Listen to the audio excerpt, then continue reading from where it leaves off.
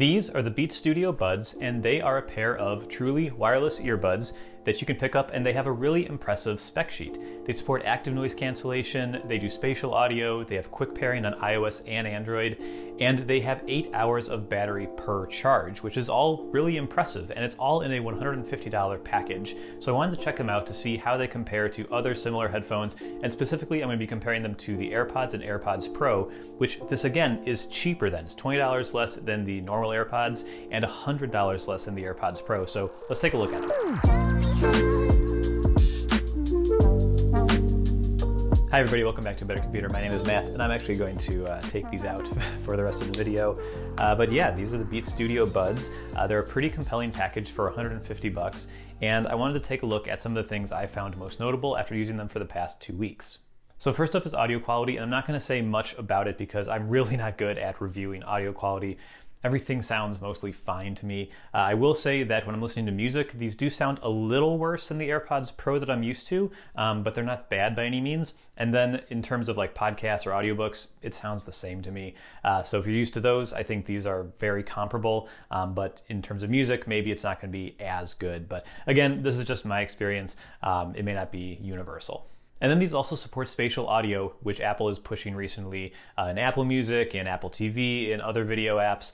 And it works fine. So if you know how spatial audio works, it's going to work just how you expect. The only difference is there's no head tracking. So while you will get the surround sound experience, it won't track your head. So like if the sound is coming from the right and left or like whatever, and you turn your head, instead of like with normal spatial audio where the sound feels like it stays in the same spot, it's actually going to move with your head. And so depending on what your personal preferences are, that might be a good thing or a bad thing. For me, I actually only like the head tracking when I'm sitting in place, like at home on my couch or in my desk. When I'm walking the dog especially, and my head's kind of like following him around and like I'm just moving, I'm turning corners and stuff, I actually prefer this without the head tracking because it makes it so that I don't feel like the music's just swirling around me. It feels more consistent. So again, it's going to be a personal thing, but in iOS 15, Apple Music spatial audio does the head tracking stuff. And for me, when I'm walking, when I'm running, when I'm exercising, that sort of thing, I don't actually like it. So this was in a way an upgrade to me that it's not doing that. The music I think sounds better when I'm exercising, walking the dog, that sort of thing. But just a thing to know. So to be totally clear, spatial audio is supported. It just doesn't do head tracking. But yeah, the experience is what I actually care about. So I'm going to hit on some of the experience points real quick. So in terms of pairing is super simple. So if you've paired AirPods before, you know the deal. You basically just take the case, open it up, and then in a second, any iOS device near it is going to throw a little pop-up that says, hey, do you want to pair with these? You tap pair, you might hit one more button, and then that's it. Conveniently, it also uses Android's quick pairing functionality to do the same thing there. So I haven't done it myself, but I've seen other people do it, and it seems to work great. There is a companion app you can download on the iPhone. There's no companion app. You just go into your settings, go to Bluetooth, and then you can hit the info button on the Beats Studio Buds and make your changes there to kind of what happens when you press buttons, all that sort of stuff. It is worth noting that there is no H1 or W1 chip in these, so there's no iCloud pairing. It won't automatically show up on all your Apple devices after you pair it. You have to pair it to each one of them individually. Also, it doesn't do the smart device switching. So if you're using your iPhone, you leave your earbuds in, you start using your Mac, you're not going to get that notification that says, hey, do you want to transfer the audio? It doesn't do any of that. So that is all manual. Personally, I just use it with my iPhone, so that's fine. But definitely a thing to know. It's not going to have that kind of universal Apple ecosystem experience that you might be used to. Then there's the in-ear experience. So what is it like when you've got them in your ears? So I would say they are pretty decent. And this is a hard thing to say universally. I've seen some people say they fit better for them, worse for them than things like AirPods, AirPods Pro. For me, they don't fit as well as AirPods Pro. AirPods Pro, just the way they're shaped, they stick in my ear, they wedge in there. I use the small tips on my AirPods Pro. They work great. On this one, I found the small ones weren't quite right. The medium seemed to work better for me. And in my left ear, it's totally fine. In my right ear, it actually slips out a little bit sometimes, especially like if my ear is wet. Like I just got out of the shower and I'm walking the dog after that or something. It does kind of slip out a little bit, but if my ears are dry, which is a weird thing to say, I guess, but those will lock in there pretty well for me. But it's totally different for other people. AirPods actually fit in my ears better than any other headphone in the world. And I know there's other people who they just won't stick. So totally a personal thing. But for me, I would have liked a little more rubber maybe on them to make them stick, maybe wingtips of some sort. But I will say one of the nice things is that in the case you can kind of see already they are really tall. They stand up and you can really just grab them out and pop it in your ear. And so I grabbed the wrong side, but yeah, you can just wedge it in your ear. It's really nice. It sticks out a little bit and it just is easy to grab, easy to put in, and it's easy to get a good grip on it. So I'm a big fan of kind of this form factor. Just wish there was a little something here to like kind of like lodge it in my ear a little better. But yeah, the other thing about these is there are buttons. There's actual clicky buttons. So you can actually click a tiny little button. It takes very little force to actuate it, so you can push it down really easily, which is good for something that's in your ear.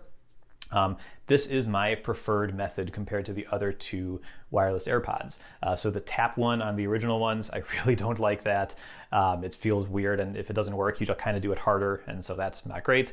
With the AirPods Pro, you can just snap, or not snap, you can pinch on the pegs or whatever that are out there, and then that works. It's easier to do, but harder to do with like in the winter when you have gloves, and it kind of feels like I'm pulling it out sometimes. With these, it's really great. I'll actually throw it in right now, and so I can just lightly tap it and it works. It is kind of nice if this one gets loose. I will kind of just more aggressively push it. But yeah, it works really, really easily. I love these buttons. I've tried them with gloves as well, just to see, even though it's summer over here, and it works great. And then the final thing for this section is the in-ear detection, and there is none. So these have no idea when they're in your ears or not. They only know if they're in the case or not. So when I open it and pull one out, at this point it's already paired to my iPhone, and it's using this as the audio export or output.